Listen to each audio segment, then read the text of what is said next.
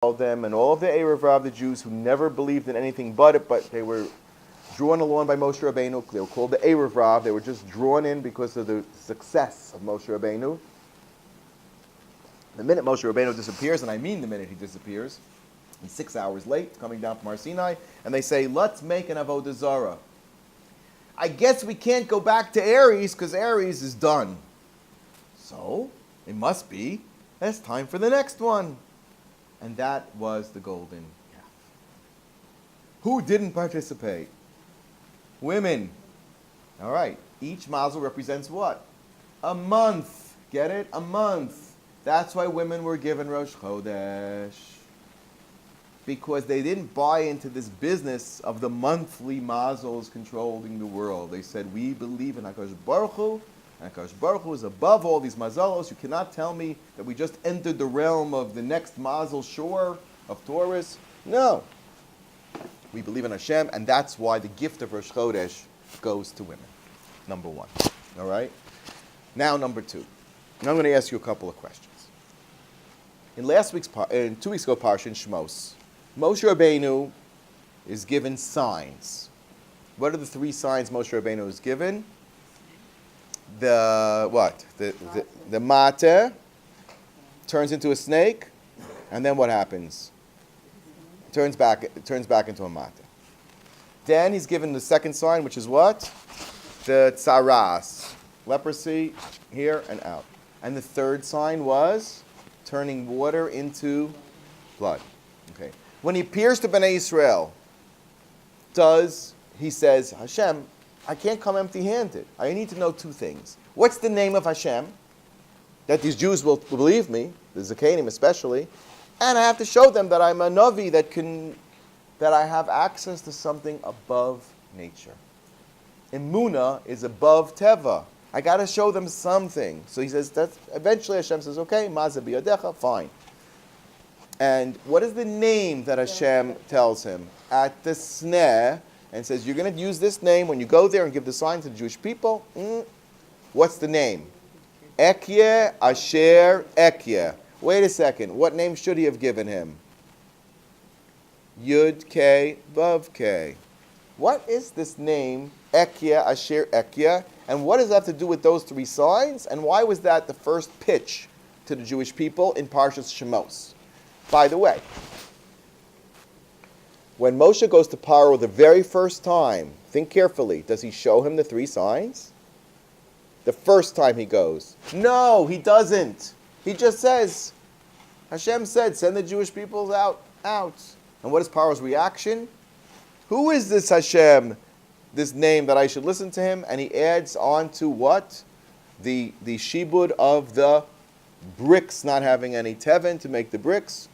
And what happens to the Jewish people? Did they believe the 3 signs of Moshe? Yes. Absolutely.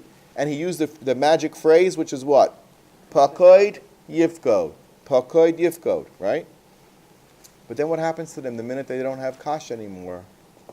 They don't respond anymore. Kotzer, ruach, avoda, kasha. What happened? And then, that's part 1. That's the end of Parshas Shmos.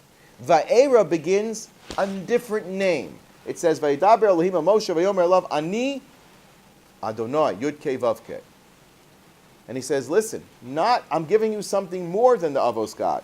Ve'erol Avram El Yitzchak El Yaacov, which name? Kel Shakai.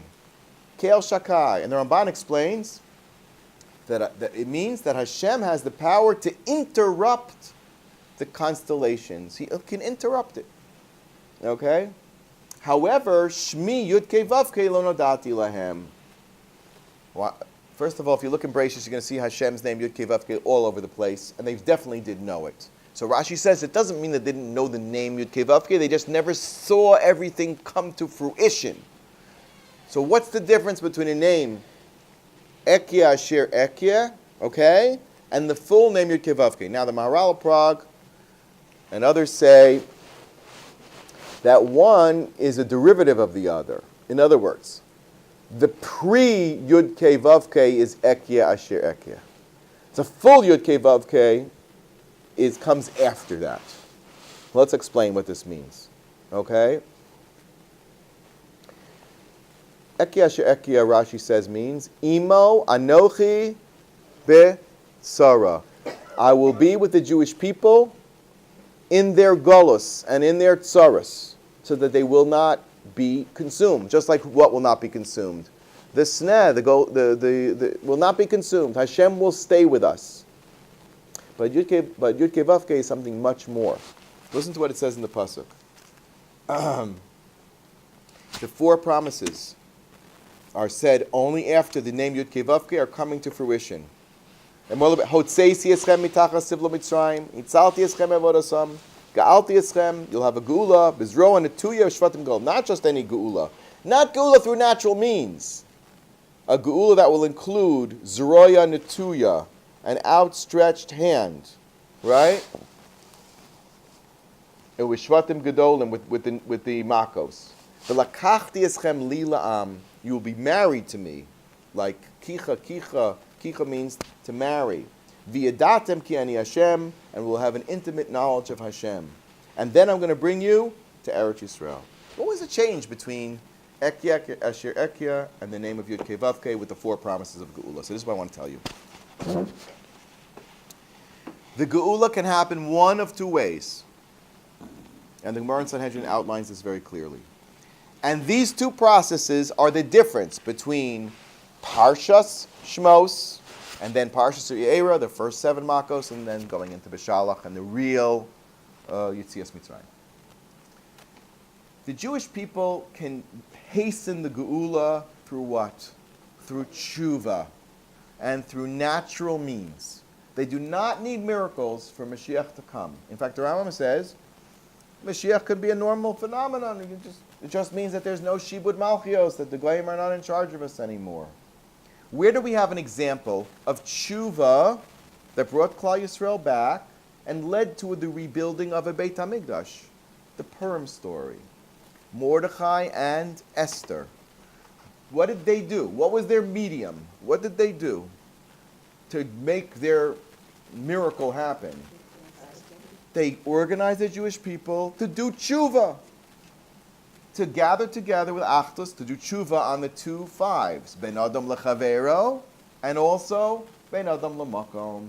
This is why we have Matanas Levyonim. This is why we have, right, we give Matanas to the Aniyim. And we also have Mishloach Manos, Ben Ish Lechavero, because they did a double tshuva. They did a tshuva of their relationship with other Jews. With elections coming up, we need to repeat that a lot. Ultimate in Achdus, right? 10 parties per voter. You can only vote for one party. Anyway. Well, what's the difference between the parties? Not a lot. Really not a lot. So the idea of tshuva creating not an open miracle, but what type of miracle? A hidden miracle. That the ball does not bounce through the uprights. Normal, right? Natural, right? Okay. But you see Hashem's hand somehow behind the scenes. That's the story of Purim. That's Mordechai and Esther. That's Ekia Asher Ekia. I'll be with you in this problem, and I'm going to be with you in the next problem. Moshe says, Hashem, you have to tell us about more problems? Dayet Tzara B'Shaita. That's a famous phrase. Isn't it enough? Hashem wanted to say, listen, you have nothing to worry about. If you ever get into trouble, daven, do tshuva, uteshvila, teshuva, tzedakah, ma'avirim as roa gezerah, whatever's going on, due to the natural consequences of reward and punishment, which is the world of bechira. You do bad, you get punished. So you're going to get into trouble, you're going to get into galus. How do you get out of it? Tshuva, tefillah, tzedakah. That's one level. Hashem always gives us that chance. That's the ideal level. But what if it doesn't work? But what if, like Paro and the rest of the world, even Lahavdil, the Jewish people, don't respond to the call to tshuva and sink all the way down, down, down, down to the 49th level of Tumah to such an extent that Malachim can say about them on Kriyas Yamsuf, Elu of Halalo of Devar Zar Halalu. There's no difference in practical speaking between the behavior of a Jew and a Mitzri. They're just as bad as every Mitzri. So why are you saving these people? The answer is Yud Kei Vav Kei. Because they made a promise to the Avos that ultimately the Jewish people will return And if they don't have the strength to do it by their own choice, I will bring them b'yad chazaka u'bizroa netuya. I will bring them back on my own. I will bring them back. Right? So this is a little bit of a chiddush. I found something like this in the Orach Chaim HaKadosh, and I'll just connect it to that. What I would like to suggest is that that's the difference between Shmos and Vayera. Why did Moshe not present the 3 signs to Paro the first time they met? Because we were trying to do a Purim story. We were trying to do it through political persuasion, through reason, through hishtadlus, through tshuva. Moshe comes and does the signs for the Jewish people, and they do tshuva, and they believe it. So Hashem says, okay, now that we did a kind of like a future Haman response, we got the Jews together and they believe in Hashem, now I'm going to go to the king and he's going to take away Haman. He's going to take away the Abdas. Didn't work. Paro didn't buy. Okay? It didn't work. So Hashem says, why? I want them to have the chance. I give Bechira to Jew and non-Jew alike. Let's first run through the protocol. Let's see if they'll be tshuva in a natural way. And if not, I'm going to do it above nature. Yud Kei Vav Kei is the name that's Lamala Min HaTeva, in which Hashem doesn't even try to work within natural order. He's going to take the natural order of Teva and make a huge joke of it. What's, for example, a joke? A comedy. Tzvardeya, right? What happens to Tzvardeya? Where do they end up? They even go into the ovens. Where else did they go into? They went into the beds, like frogs on your head, the song for the kids. They went inside the innards of the Mitzrayim and were croaking inside. That's what Chazal say. Now there's 2 Perushim and Meforshim what the Tzvardeya were. Most say that they were these innocent little frogs. Some say, no, they were really nasty, lizard-like crocodiles. A lot nastier than a frog. Okay? And they were the ones that were proliferating around Mitzrayim. And they can be pretty frightening. Either they were able to kill the Mitzrayim by literally the way a crocodile would kill, or they entered them like frogs and destroyed them inwardly. It says that the frogs rendered all the Jewish people, all the Mitzrayim, unable to have children.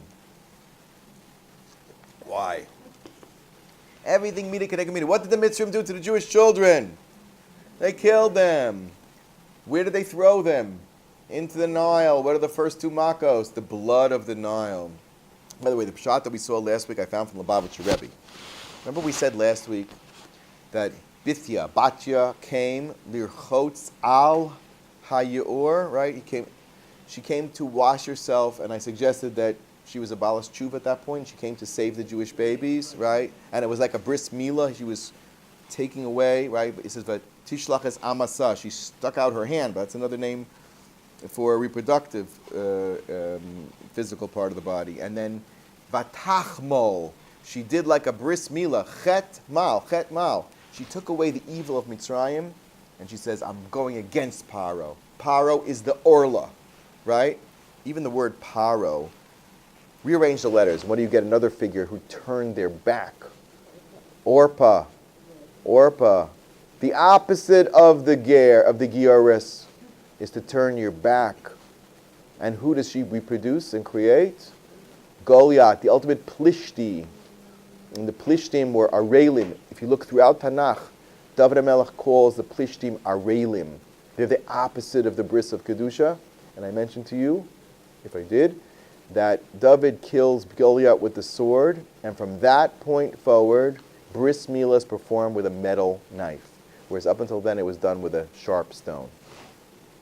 Because we got rid of that. We progressed to get rid of this Orpa Paro. What does Oref mean? Turn your back on Hashem, as opposed to turning towards. Never in a million years. I'm never going to let go. That's turning towards. Orpa, Paro, the exact opposite. Turn your neck and you walk away. So what happens in Parshas Ve'era, and the Orach Chaim HaKadosh says this, Moshe and Aaron get a renewed appointment for their role in Mitzrayim. Now, what happened here? Moshe, we are told, and this is the obvious question, did we know already that Aaron was going to be the spokesman for Moshe? Where did we learn about that? At the sneh. So why all of a sudden does it say in this week's Parsha that the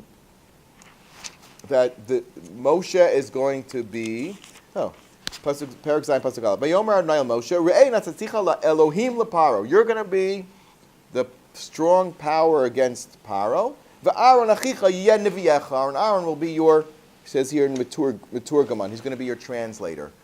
Huh? This is old news. Don't we know that already? Why are they being reappointed? Another thing that happened here was that we get the yichus of 3 tribes. Before Moshe goes to Paro, the second time, the time where he's going to show the osos, right? But he only showed 2 of them, right? Which ones did he show Paro? He showed them the sign of the mata, right? And Aaron's mata swallows up the other things while they're a mata, right? And he shows them later makas dam. What happened to leprosy? What happened to leprosy? The answer is leprosy is lashon hara specifically. It's really a mitzvah of tshuva within the Jewish people. It's a very high level of tshuva that the Jewish people are responsible for. Can't show it to Paro. Paro can understand more basic things, but the level of Ahavas Yisrael, you know why? The Jewish people are one. And their achdus precludes any possibility of lashon hara. Masha ein kain by Paro. But Paro got this message. But before he gets the message, we see Ruvain's yichus, Shimon's yichus, Levi's yichus. Why? Who cares? And the answer is, according to this Mahalach, Mesh Chachma says this also. He says that now Hashem is coming, not because the Jewish people have any merit. Reuven is going to give us lots of problems. Who does Reuven give us? Dasan and Aviram. Shimon's going to give us lots of problems. Who does Shimon give us? Kozbi, Basur, and Zimri. And that whole story which kills 24,000, a terrible, terrible incident. And who does Levi give us? Korach. All the tsaras, all the problems. But you know what? Hashem says, I promised Yaakov Avinu that these are going to be part of Klal Yisrael.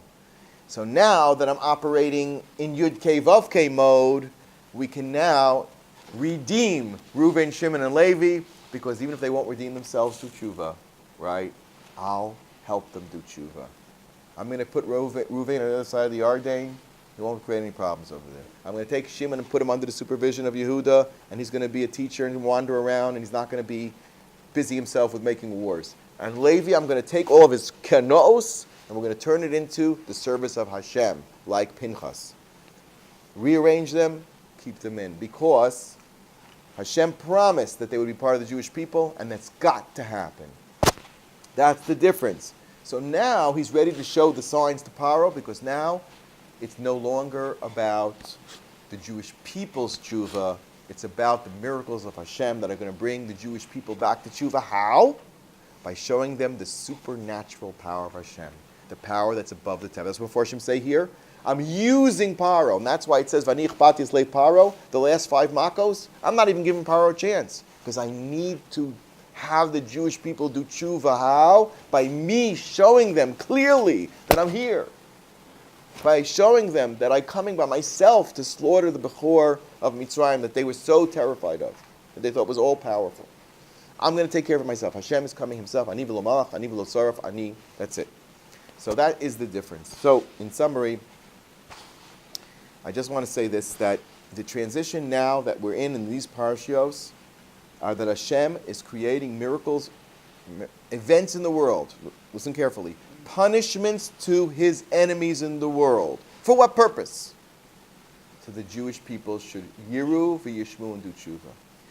Now, I'll leave you with a tantalizing thought. These tzaddikim, like Rabbi Kenig, who passed away, when they pass away, they work a lot harder in Shemayim than they work down here. Here they can reach a certain amount of people. In his case, thousands and thousands of people, and do tremendous good. All right?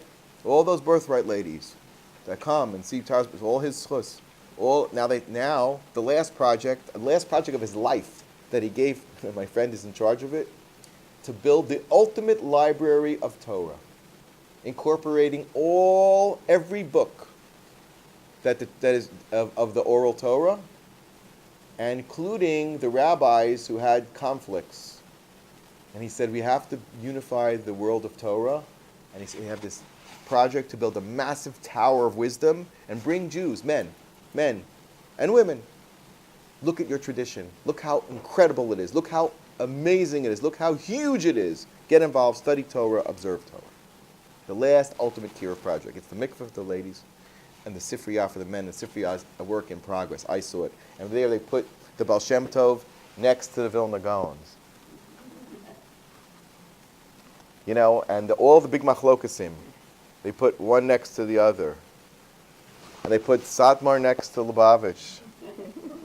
Yeah, it's not a joke. And he says, we have to do that. We're going to use the Sfarim to create a unity of Torah. And that's how we're going to bring the Jewish people back. But it's through the open miracles of Hashem. We live in an open miracle time. We are here when Hashem brought us back to Eretz Yisrael. We are here after the 67 war. These were open miracles. They could not happen. And there's more on the way, a lot more. And I will allude to what I believe is happening next. And that's going to be involving Iran. Okay? Let's be honest. Iran is the mortal enemy of the Jewish people. They're the ones who are paying for the balloons that are coming from Gaza. They're the ones who built the tunnels for Hezbollah. They're the ones paying every terrorist organization. And they have a plan to destroy us. And I'm not kidding. It's not a joke. And their vision is that they're going to use Hezbollah in the north and ISIS and them on the Syria, and then all of the Gazans in the south, and who else that they can get from, and just we're surrounded. It will take a miracle for us to survive such a thing, and we're hanging by a little thread. But I believe that Hashem will cause this Haman to fall the way the other Haman fell, in a very similar way. Okay? So mark what I say. Just mark what I say. Iran will fall, but it will fall the same way that Haman fell. How did Haman fall? Through a political upheaval. Through a political upheaval. Those that will be in power will be tossed from power. And others will come that will favor the Jewish people. Okay? They're already going what? through a revolution. And it's also sinking. And this is what's going on. There's watch the Simanim of Hashem. It looks like it's a halavai. It will happen in a natural thing, that the control of the imams will just disintegrate. But what if it's a war? What if they use their last bit of power to say, we may be going down, but we're going to take down our mortal enemies with us? Then we're going to need open miracles. Hashem will give them to us. I believe Hashem will give them to us in the merit of tzaddikim and in the merit of our tshuva. And the merit who took us here after the Shoah. 100%. We are here back after 2,000 years. I cannot believe. I don't say anything else. Be here, and it's not supposed that we are here. 100%. But we have to do tshuva. Yes. The Jewish people must do tshuva. And if we're not able to do it on our own, Hashem is going to create the scenarios by which, like 67, will stimulate us to do it. And that's what we're looking forward to. So on this day where we're reading about the Makos against the nation, our enemies, are to inspire us to tshuva. That's what we're davening for. In the merit of tzaddikim, we should see the Gula Shlema of heaven. Amen.